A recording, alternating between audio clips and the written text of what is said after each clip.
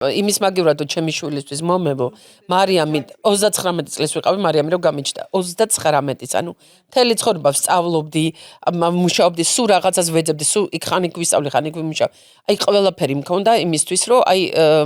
ოჯახი უნდა მქონდა არაჩვეულებრივი ოჯახი მყავდა მეუღლე შვილი დედამთილი მამამთილი ოქროს ხალხი აი ყველაფერი გადასარვე და ერთ დღეს ეს ყველაფერი აი ინგრევა მირიალი მე მივიღე როგორც ავადმყოფი პაციენტი და იცი რა იყო ვიყიდე ძალიან დიდი კალენდრები არის კედლის დიდი კალენდარი წითელი მარკერი და აი ესე ვხაზავდი ყველა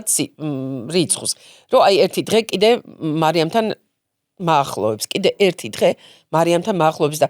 აი უბრალოდ მაშინ სიგარეტს ვეწეოდი მე მინდა აგიხსენთ როგორი ტიპი იყო ეს კაცი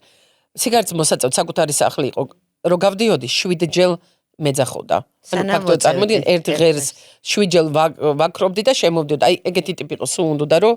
ყურადღება და ყურადღების ქვეშ ყოფილიყავ და რაღაცა და